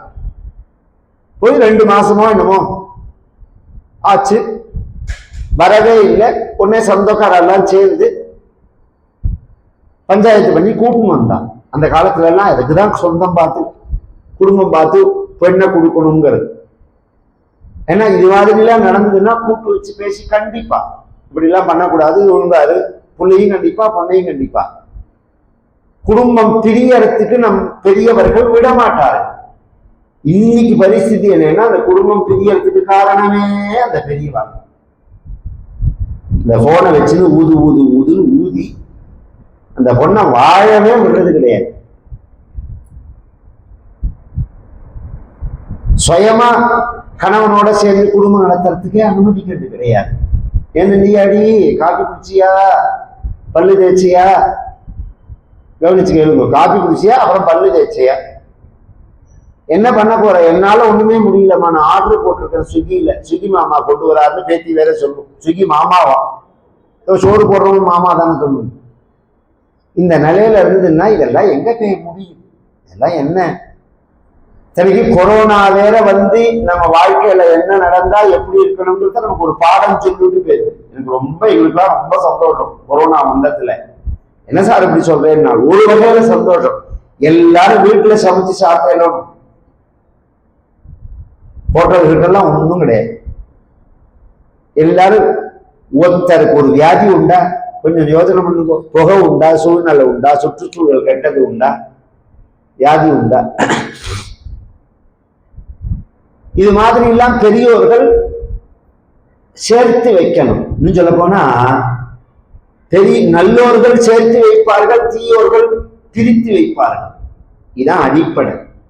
நல்லவனுக்கு கெட்டவனுக்கு என்ன வித்தியாசம்னா நல்லோர்கள் சேர்த்து வைப்பார்கள்.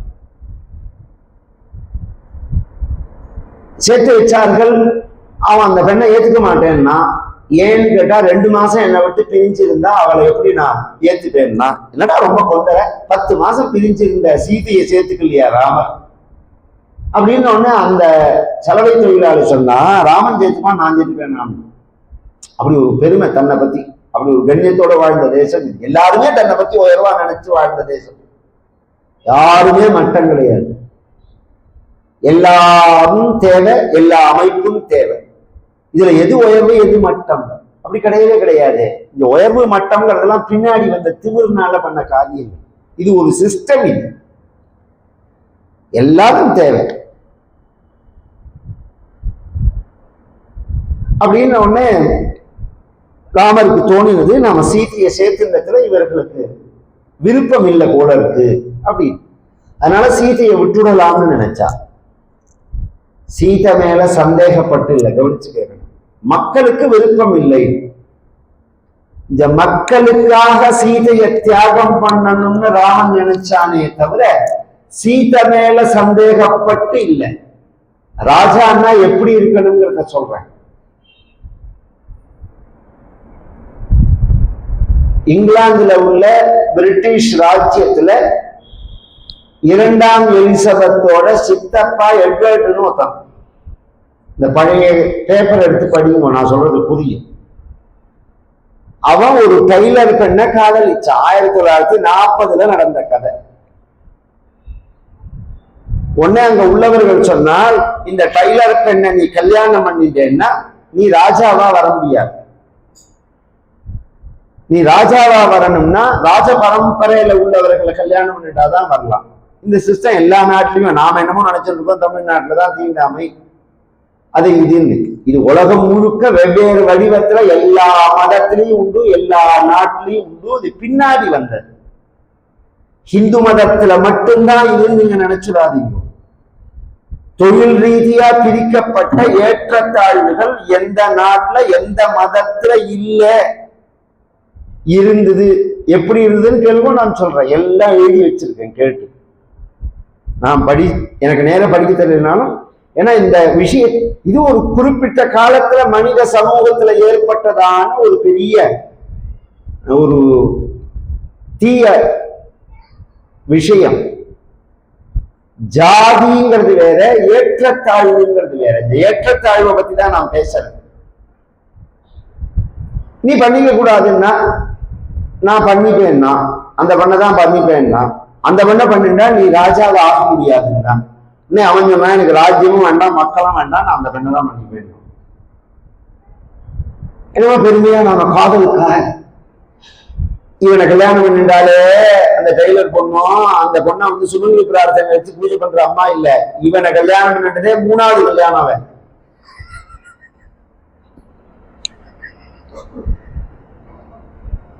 இவனே 3வது கணவன் அவளுக்கு. சீதை எப்பேற்பட்ட மகாபதிவிரதை. எனக்கு இந்த பெண்ணுக்காக மக்கள் வேண்டாம்னு சொன்ன அவன் எங்க, மக்களுக்காக மனைவி வேண்டாம்னு சொன்ன ராமன் எங்க? அவன் அல்லவோ ராஜா. மக்களுக்காக எதையும் குறைப்பேன்னு சொல்லணும். அதுக்காக சீதையை கொண்டு விடணுங்கிறதே பரதனும் சத்ருகுணனும் முடியாதுன்னு. லக்ஷ்மணனை கூப்பிட்டு ராமர் என்ன பண்ணினார், ஒரு நயவஞ்சகமா ஒரு ஏமாத்தி அவன்கிட்ட சத்தியம் வாங்கினார். லக்ஷ்மணன் கூப்பிட்டார், வந்தான். உங்க அம்மா உன்னை எதுக்கு பெற்றிருக்கா? இது என்ன கேள்வி? நீங்க என்ன சொன்னீங்களோ அதை கேட்கறதுக்காக. இது சத்தியமோடா லக்ஷ்மணா, உங்க திருவடி மேல ஆணையாக சொல்றேன், நீங்க என்ன சொன்னாலும் அதை கேட்கறதுக்கு தான் எங்க அம்மா என்னை பெற்றதே. அப்படியா ஜனங்கள்லாம் அப்படி பேசிக்கிறார்கள். சீதையை கொண்டு காட்டுல விட்டுருவான். லக்ஷ்மணன் சொன்னா, இது நியாயமானா? நீங்க என்னமோ கேட்டு நான் பதில் சொன்னேன், அதுக்காக கொண்டு சீதையை காட்டுல விட சொல்லலாமா?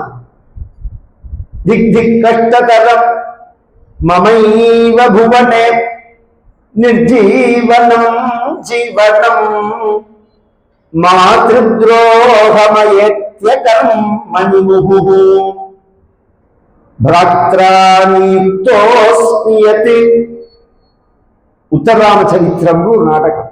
நீதாம் நிஷ்கருணம் மயா வனமிதம் நிஷ்கல்மஷாம் ஜானகீம் திராயத்வம் வனதேவதா இதி வதன் பிராப்தோ நியுக்தோ வனாத் திக் திக் கஷ்டதரம். என்ன நான் நினைச்சிருக்கீர்கள்? என்ன சொன்னாலும் நான் கேட்பேங்கிறதுக்காக இந்த வார்த்தையை நீங்க கிட்ட வாக்கு வாங்கலாமா? இப்ப என்னன்னு கேட்டா அவன் சொன்னா, இத கொண்டு வர்றது பிரச்சனை இல்லை, என்னை ஏன் கொண்டு வர்றேன்னு அவ கேட்பான். நீ குற்றம் உள்ளவள், மக்கள் உன்னை பத்தி குற்றமாக பேசுகிறார்கள், நீ தோஷம் உள்ளவள் அப்படின்னு சொல்லணும். இதுக்காக தான் உன்னை கொண்டு விட சொன்னார் ராமர் அப்படின்னு சொல்லணும். இந்த மாதிரி வார்த்தையை எங்க அம்மாவை பார்த்து நான் எப்படி சொல்லுவேன்னு கேட்டான். நீ தோஷம் உள்ளவன் எங்க அம்மாவை பார்த்து நான் எப்படி சொல்லுவேன்? இப்படி என்ன சொல்ற மாதிரி ஒரு சூழ்நிலையில நீங்க கொண்டு விட்டதுக்கு காரணம், நான் உங்களுக்கு தம்பியா பிறந்தது தானே, இனி உங்களுக்கு தம்பியா பிறக்க மாட்டேன். நான் அண்ணனா பிறந்தா ஒரு அரைஞ்சு பேசாம இருக்கா, உலகம்னா அப்படிதான் பேசும் அப்படின்னு சொல்லியிருப்பேன். அதனால அடுத்த ஜென்மா தம்பி கிடையாது, அடுத்த ஜென்மா அண்ணா. பலராமனா வந்துட்டான்.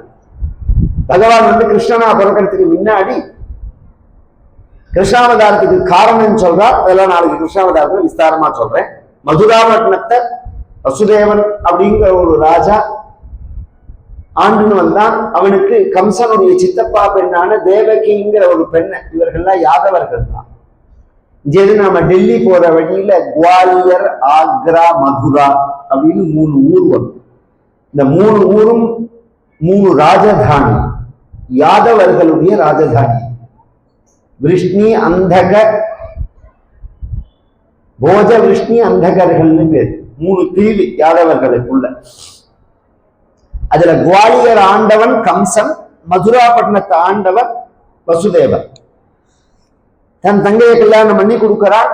போற வழியில அசரீரி வாக்கு ஒண்ணும் பெருசா ஆகாசத்துல இருந்து சப்தம் வருது. எந்த தங்கைய விமரிசையா கல்யாணம் பண்ணி கொடுக்கறையோ அந்த தங்கையோட 8வது கர்ப்பம் உன்னை கொல்லும்னு. உடனே இந்த தங்கையை கொல்ல போனா வசுதேவர் சமாதானப்படுத்தி, இவளுக்கு பிறக்கிற குழந்தைய முட்டை கொடுத்துடுறேன், இவளை கொல்லாதேன்னு சொன்னார். அதன்படி அவருக்கு குழந்தை பிறக்க ஆரம்பிச்ச உடனே ஜெயில போட்டுட்டான். அவரை 6 குழந்தைகள் பிறந்தது. 6 குழந்தைகளையும் கொண்டு கொடுத்தார், கொன்னுட்டான் கம்சன். 7வதா தன்னுடைய ஆதிசேஷனை பகவான் அனுப்புறார். இப்ப ஆதிசேஷன் சொன்னேன்னா இன்னொரு புரியற மாதிரி சொல்றேன். ஏன்னா சாஸ்திரத்தை தெரிஞ்சுக்கணும். தெய்வம் அப்படிங்கிறத தெய்வம் 1, 2, 3, 4, 5. தத்துவங்கிறது 1, 2, 3, 4, 5. தெய்வம் ஒண்ணுதான், பல தெய்வங்கள் கிடையாது அப்படின்னு சொல்ற மதமும் உண்டு. பல தெய்வங்கள் உண்டுன்னு சொல்ற மதமும் உண்டு. உருவ வழிபாடு கிடையாதுன்னு சொல்ற மதமும் உண்டு, உருவ வழிபாடு உண்டுன்னு சொல்ற மதமும் உண்டு. எல்லாமே நம்ம இந்து மதத்தினுடைய சில உட்பிரிவுகள் தான். உலகம் முழுக்க எந்த மதத்தை நீங்க எடுத்தாலும் அந்த இந்து மதத்திலேருந்து அது பிச்சை வாங்கினதுதான்னு நான் காமிக்க முடியும். இந்த விஷயங்கள் இதோட பிரிவு தான். ஏகதேசமா இப்ப கர்நாடகால லிங்காயத்துன்னு ஒரு பிரிவு. அவ நான் ஹிந்துக்களே கிடையாது, வேத மனம் கிடையாது, வேத பிரமாணம் உனக்கு கிடையாதுன்னா லிங்கம்ங்கிறது எங்கேருந்து இருக்குன்னு நீ? லிங்கம்ங்கிற வார்த்தையே வேதத்துலதான் இருக்கு. இது மாதிரி தன்னையே தெரியாம மூடத்தனமா பேசுறது. இந்த கிராமத்துல ஒரு வச்சனம் உண்டு, நுனிக்கலையில உட்கார்ந்து அடிக்கலையை வெட்டுறது. அது மாதிரி நாங்க சைவ மதம், நாங்க வைணவ மதம்னா உங்க சைவ மதத்துக்கு வைணவ மதத்துக்கு மூலம் எது? அதுதான் கேள்வியே. அப்படி ஒரு மதமே கிடையாது, அது சித்தாந்தம்னு பேர். அது உட்பிரிவுகள் தான். இந்த 1, 2, 3, 4, 5 சொல்றேன். 1ன்னா பிரம்மம், 2ன்னா பகவான், பகவானோட சக்தி, சக்தி சக்திமான் 2ஆ பிரிவு. இல்ல துவைத்தம்னு சொல்லலாம். மூணாவதுக்கு முதல்ல ஒண்ணுன்னு சொன்னா அதுக்கு அத்வைத்தம்னு பேரு. ஏகமேவ அத்விதீயம் பிரம்மா, பிரம்மம் ஒண்ணுதான், ரெண்டு கிடையாது அப்படின்னு சொல்லலாம். இல்ல பிரம்மம் வேற மாய வேற அப்படின்னு சொன்னா அதுக்கு துவைத்தம்னு பேரு. மூணாவது விசிஷ்டாத்வைத்தம்னு வைணவர்கள் சொல்றது, பிரம்மம் ஜீவன், பரமாத்மா ஜீவாத்மா மாய, இந்த மூணும் தனித்தனியா உள்ளது அப்படின்னு சொல்றது. இதெல்லாம் சாஸ்திரங்கள்ல இருக்கு. இதெல்லாம் உடைச்சுதான் பிரம்மம் ஒண்ணுங்கிறத சித்தாந்தம் பண்றது அத்வைத்தம்ங்கிறது. நீங்க 2 சொன்னாலும் 10 சொன்னாலும் அதுக்கெல்லாம் பதில் சொல்லுவோம், இல்லை. நாலாவது விஷயம் சதுர்வியூகம்னு பேரு. வைஷ்ணவத்துல ஒரு சித்தாந்தம் அது. வாசுதேவன், பிரத்யும்னன், அனிருத்தன், சங்கர்ஷணன் அப்படின்னு பேரு. வாசுதேவன் அப்படின்னு சொன்னா பரபிரம்மம், பிரத்யும்னன், அனிருத்தன், சங்கர்ஷணன் அப்படின்னு சொன்னா பிரம்ம விஷ்ணு ருத்ரான்னு அர்த்தம். பிரம்மா விஷ்ணு ருத்ரன்னு சொல்றோமோ, அதுல சங்கர்ஷணர் தான் இந்த பலராமன். இந்த சங்கர்ஷணர் தான் பலராம வடிவத்துல வந்தவர். அதனால இந்த அவதாரத்துல அவருக்கு பேரே சங்கர்ஷணர் தான் பேர். பலராமன்கிறது இன்னொரு பெயர். 5 என்ன அப்படின்னா பிரம்ம விஷ்ணு ருத்ரா சைவத்துல. அப்புறம் ஈஸ்வரன் சதாசிவம். பிரம்ம விஷ்ணு ருத்ரால் ஈஸ்வரன்கிறது சக்தியோட உள்ளத்துக்கு ஈஸ்வரன் பேரு. ஒரு வித்த நிலையில இருக்கிறதுக்கு சதாசிவம்னு பேரு. இந்த 5 வகையா நம்ம சாஸ்திரங்கள் சொல்றது. தத்துவங்களை பத்தி சொல்லும் போது இத பத்தி ஆயிரக்கணக்கான புஸ்தகங்கள் இருக்கு. படிச்சு தெரிஞ்சுக்க வேண்டியது. சண்டை போடக்கூடாது, நாலெட்ஜ், ரிசர்ச் மாதிரி. இதுல சங்கர்ஷணர் தான் பலராமரா வரா. 7வது கர்ப்பமா பகவான் யோக மாயையினால இந்த தேவகிங்கிற அந்த பெண்ணினுடைய வயத்துல உள்ள கர்ப்பத்தை எடுத்து, வசுதேவருக்கு இன்னொரு மனைவி இருக்கா, ரோஹிணின்னு பேரு. அவ கம்சனுக்கு பயந்து நந்தகோபனுடைய வீட்டுல இருக்காள். அவன் நந்தகோபனும் வசுதேவரும் ஃப்ரெண்டு. அந்த ரோஹிணி கர்ப்பத்துல கொண்டு வச்சிருட்டான். இந்த கர்ப்ப டிரான்சாக்சன்லாம் சொல்றது நம்ம சாஸ்திரங்கள்ல பண்றது இப்பயும் உண்டு. ஒரு குறிப்பிட்ட நாளுக்குள்ளதான் பண்ணலாம். இது நடந்தது 6வது மாசம். 6வது மாசம்லாம் கர்ப்பத்துல கை வைக்கவே முடியாது. இன்னும் மாத்திட்டா அது ரோகிணியா ரோகிணி வயத்துல வந்து பிறக்கிறார். அப்புறம் கிருஷ்ணர் பிறந்து அங்க போனப்புறம் கர்காச்சாரியால் வந்துதான் நாமகரணம் பண்றா. அதுல சங்கர்ஷண மூர்த்திக்கு சங்கர்ஷணன்னு பேரு வச்சா, ராமன்னு பேரு வச்சா, பலாதிக்கியத்தினால பலராமன்னு பேர் வச்சா. இந்த ராமன்கிற பேர் காமன். எந்த அளவுக்கு காமன் சொல்றேன், ஹிந்துக்கள் எத்தனை பேர் இருப்போம் இந்தியாவில்? சென்சஸ் பிரகாரம் பழைய கணக்குப்படி 80 கோடி பேர், 80லேருந்து 85 கோடி பேர் இந்துக்கள் இருக்கும். இதுல 40 கோடி பேர் ஆண்கள், 40 கோடி பேர் பெண்கள் அப்படின்னு வச்சுக்கோங்க. இந்த 40 கோடி பேர் ஆண்கள்ல 40% நன்னாங்கு 16 கோடி பேருக்கு என்ன பெயர்னா ராமனோட பெயர் தான். ராமன், ராமசாமி, ராமச்சந்திரன், சிவராமன். உலகம் முழுக்க, இந்தியா முழுக்க எடுத்தா இந்த பேர் தான். எல்லாம் ஒரு ஆச்சரியமான கணக்கு. இதுல ஒரு ஆச்சரியம் என்னன்னா, ராமனை தெரியுமோ தெரியாதோ, ராமனை நம்புறானோ இல்லையோ, ஒரு நாள் ராமன் இல்லைன்னு சொல்றவனா இருந்தாலும் அவன் பேரு ராமசாமி தான். இந்த ராமரை தவிர்க்கவே முடியாது. இந்துக்களுடைய அடையாளம் அது. மனிதன் எப்படி வாழணுங்கிறதுக்கு அடையாளம் அது. அதனால இவர் பெயரு ராமன், பரசுராமர் பெயரு ராமன். இந்த ராமன்னா அழகானவன் அர்த்தம், அல்லது பரமாத்மான அர்த்தம். ரமந்தே யோகினோனந்தே சத்யானந்தே சிதாத்மனி இது ராமபதே நாசோ பரம் பிரம்மா விதீயதே அப்படின்னு சாஸ்திரம். இவர் எப்படி இருப்பார்னா, தாமரத்தண்டினுடைய அந்த தண்டை உடைச்சா அதுல ஒரு நூல் இருக்கும் பத்தியில, அந்த நூல் என்ன கலர்ல இருக்கும், அந்த கலர்ல இருப்பார். பலராமரை பத்தி சொல்லும் போது அந்த கலர்ல இருப்பார். நீல கலர்ல பட்டு கட்டிட்டு இருப்பார். கிருஷ்ணருக்கு அடையாளம் மஞ்சள் கலர்ல பட்டு கட்டிக்கிறது, பலராமருக்கு அடையாளம் நீல கலர்ல. இது ஒரு விசித்திரமான அவதாரம் பலராம சுவாமி. இது கிருஷ்ணனுக்கு சப்போர்ட்டா பகவான் பல இடங்கள்ல விளையாடுறதுல இருந்து ஆரம்பிச்சு கம்சனை வதம் பண்ற பர்யந்தம் இவர்களுக்கு ஒரே இதுதான். ஆனா ஒரு ஆச்சரியம் என்னன்னா, ஏன் பிறக்க வச்சான்? இப்ப கிருஷ்ணாவதாரம் பிரசித்தியா இருக்கு, பலராம அவதாரம் பெருசா பிரசித்தி கிடையாது. இப்ப எதுக்கு பிறக்க வச்சான் பகவான் பலராமரை? இன்னும் சொல்ல போனா பல இடங்கள்ல கிருஷ்ணரோட இவர் முரண்படுறார். டிஃபரன்ஸ் ஒப்பீனியன் வருது இவருக்கும் கிருஷ்ணருக்கும். எந்தெந்த இடத்துல அப்படின்னா, முதல்ல தங்கையை கல்யாணம் பண்ணி கொடுக்குற இடத்துல இவா 2 பேருக்கும் ஒரு தங்கை உண்டு, சுபத்ரான்னு பேர்.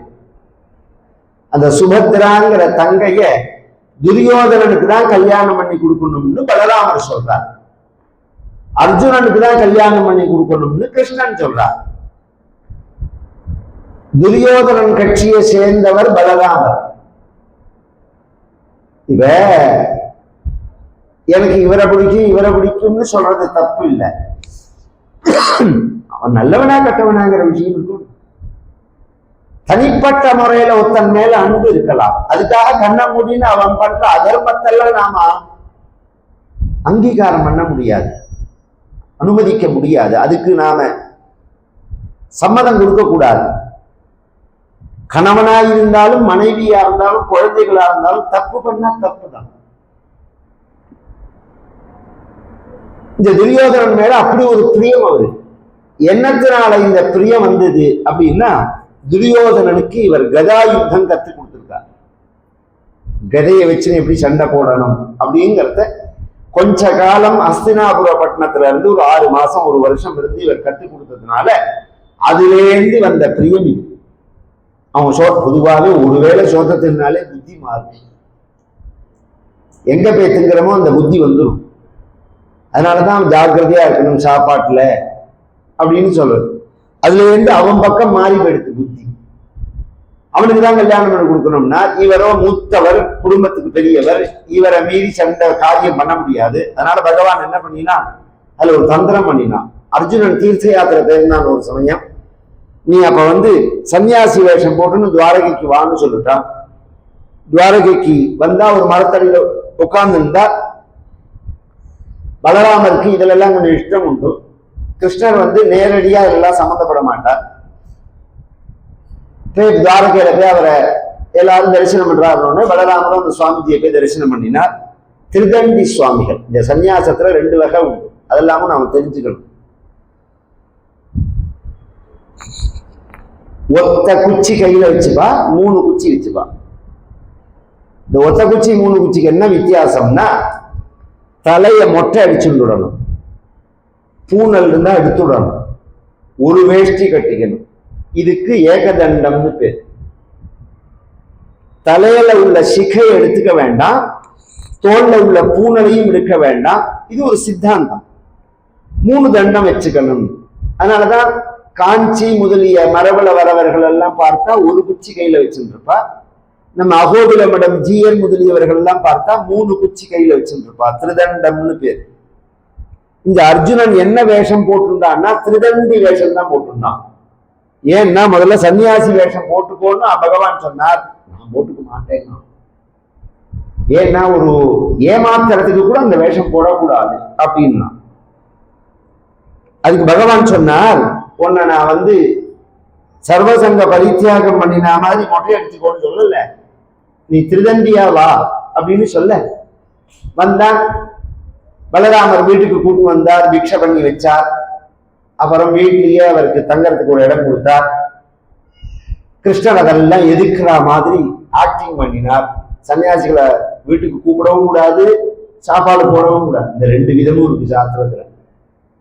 வீட்டுக்கு கூப்பிடணும்னு இருக்கு சன்னியாசிகளை, வீட்டுக்கு கூப்பிடக்கூடாதுன்னு இருக்கு சாஸ்திரத்துல. சன்னியாசிகள் வீட்டுக்கு இன்னொருத்தர் வீட்டுக்குள்ள போகக்கூடாது. எங்கேயோ மரத்தடியில உட்கார்ந்துருக்காரா, மரத்துல உட்கார்ந்துருக்காரா, போனா நம்ம பார்த்தோமா, நமஸ்காரம் பண்ணினோமா, நாராயண நாராயணான்னு ஆசீர்வாதம் பண்ணினாரா, அதோட சரியா போச்சு. அவருக்கு நமக்கு உள்ள உறவு. ஏதோ நல்ல வார்த்தை நாலு சொன்னா அதை கேட்டுக்கலாம். உன் குடும்ப சௌக்கியமா, நீ என்ன பண்ற, நீ என்ன பிசினஸ் பண்ற, உனக்கு கல்யாணம் ஆச்சா, எத்தனை குழந்தைகள், இந்த விசாரம் அவரும் பண்ணக்கூடாது, நாமும் அவர்கிட்ட அதை பத்தி பேசக்கூடாது. இது நம்ம மதங்கள்ல அதை அனுமதிக்கல. அந்த அந்த வரம்பு நிர்ணயிக்கப்பட்டிருக்கு. சன்னியாசிகளை எந்த அளவு பூஜை பண்ணணுங்கிறது இருக்கு. அதை தாண்டி இவர் பூஜை பண்றார் பலராமர். கிருஷ்ணர் எதிர்க்கிறார், இந்த பூஜை பண்ணக்கூடாது, இதுல ஏதாவது பின்னாடி பிரச்சனை ஆச்சுன்னா நீங்க தான் பொறுப்புங்க. யாரு? பலராமர். அதுக்குதான் பிளான் போட்டிருக்கிறது. இதுல பிரத்யேகமா சிசுரூஷை பண்றதுக்கு சுபத்ராவை அனுப்ப தேவகி அம்மா ஏதோ நல்ல இடத்துல குழந்தை கல்யாண ஆட்டம் பெரியவாளுக்கு சிசுரூஷை பண்ணினான்னு சொல்லி அவர் காஷாயத்தை தோல்ச்சி போடுறது, அவரை விசிறது அப்படின்னு உடனே கொஞ்சம் நல்ல கைகாலை புடிச்சு விடு அப்படின்னு அவர் சொல்ல, சுபத்ரா சொன்னா,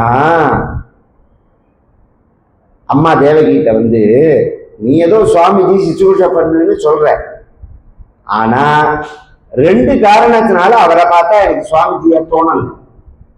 ஒன்னும் அவர் பார்க்கிற பார்வை குறு குறு குறுன்னு பார்க்கிறாரு, என்ன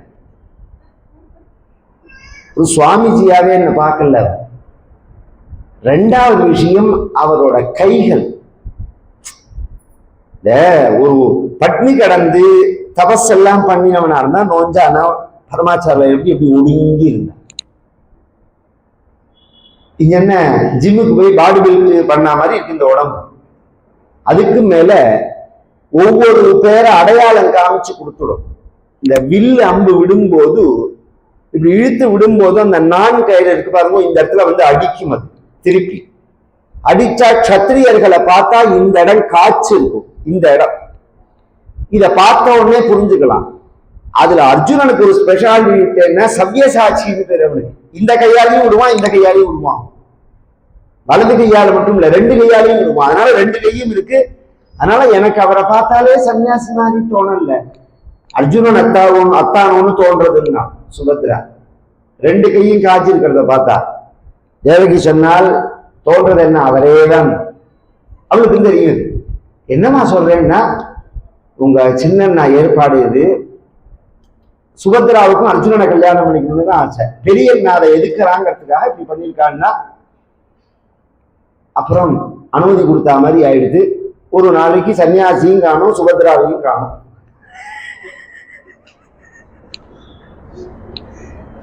ஸ்கூலுக்கு போன பொண்ணையும் காணும், டியூஷனுக்கு போன டீச்சர் இப்போ வாத்தியாரையும் காணும்னு வருதாரு பேப்பர்ல. அது மாதிரி சன்னியாசியும் காணும், இந்த சுபத்ராவையும் காணும். இந்த க்ஷணம் அர்ஜுனன்னு தெரிஞ்ச உடனே கொல்றேன்னு கிளம்பினார். அப்புறம் தடுத்து, இது ஒரு கதை, முரண்பட்ட கதை. 2வது கதை இன்னொன்னு என்னன்னா, இந்த துரியோதனன் அடிச்ச விஷயம். அடிச்சதுல சண்டையும் போது அவர் இல்லை, கடைசியில எல்லாரையும் கொண்டு துரியோதனன் மட்டும் 18வது நாள் சண்டை நடக்கிறது. அவன் போய் ஒரு குளத்துக்குள்ள முறைஞ்சுட்டான்.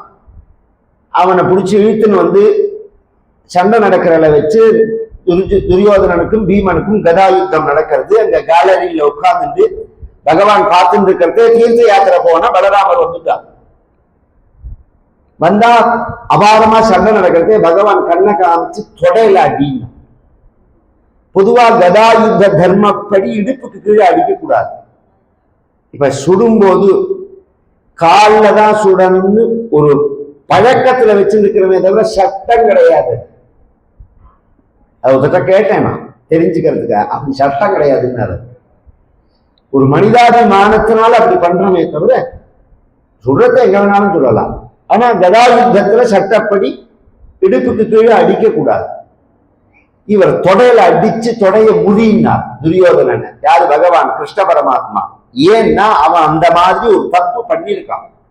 திரௌபதிய கண்ணை காமிச்சு என் தொடையில வந்து உட்கார்ந்துக்கோன்னு இவன் சொன்னான் ஒரு சமயம்.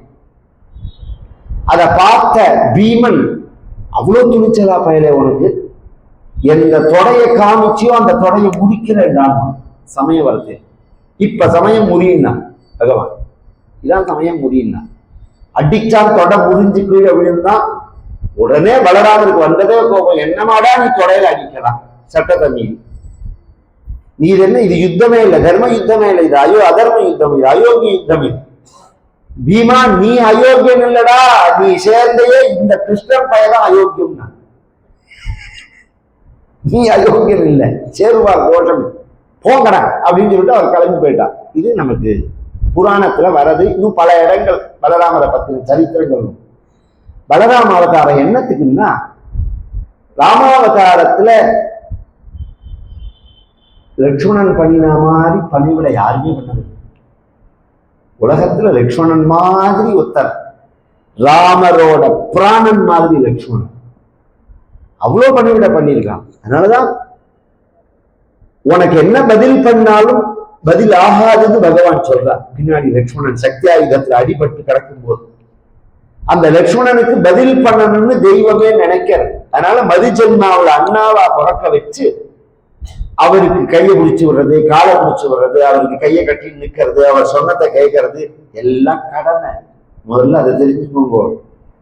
அதனாலதான் நம்ம வேலையை நாமே செஞ்சுக்கணுங்கிறது. தெய்வமா இருந்தாலும் இன்னொருத்தர வேலை வாங்கினா அதுக்கு பதில் செஞ்சே ஆகணும். நம்ம வேலையை நாமே செஞ்சுட்டா பதில் செய்ய வேண்டாம். தெய்வம் எல்லாத்தையும் செய்யறது. பலராமர் ஒரு விசித்திரமான, ஒரு ஆச்சரியமான ஒரு கேரக்டர், அழகான ஒரு அவதாரம். அது பகவானோடைய கடைசி மட்டும் இருக்கார். அவர் கிருஷ்ணாவதாரத்துல துணையா இருக்கார். ராமாவதாரத்துல லட்சுமண சுவாமி எப்படி பிரியாம இருக்காரோ அது மாதிரி கிருஷ்ணாவதாரத்துல பலராமர் இருக்கார். லீலைகள் எல்லாமும் பலராமருடைய ஒரு சரித்திரங்கள் நிறைய உண்டு. ஆனா பெருசா பலராமர் 2-3 அசுரனை வதம் பண்ணினார் அப்படின்னு இந்த பாலலீலைகள் போது வருமே தவிர வேற பெரிய சரித்திரங்கள் அப்படின்னு கிடையாது. அவர் ரைவத தேசத்து ராஜகுமாரியான ரேவதியை கல்யாணம் பண்ணிட்டு பரம சௌக்கியமா இருந்தார். பின்னாடி அவர் தான் ருக்மியை கொன்னதே, ருக்மணியோட அண்ணாவான ருக்மியை கொன்னதே அவர் தான். இது மாதிரி சில சரித்திரங்கள் நாளைய தினம் கிருஷ்ணாவதாரம் இந்திய தொடர்ச்சி தான். கல்யாண ரூபாய கலோ ஜனானாம் கல்யாணதாத்ரே கருணா சுதாப்தே கம்பாதி திவ்யாயுத சத்கராய வாதாலயாதீஷ நமோ நமஸ்தே. நாராயண நாராயண நாராயண நாராயண நாராயண நாராயண நாராயண நாராயண நாராயண நாராயண நாராயண நாராயண நாராயண. கோபிகா ஜீவன ஸ்மரணம். ஆஞ்சநேய மூர்த்திக்கு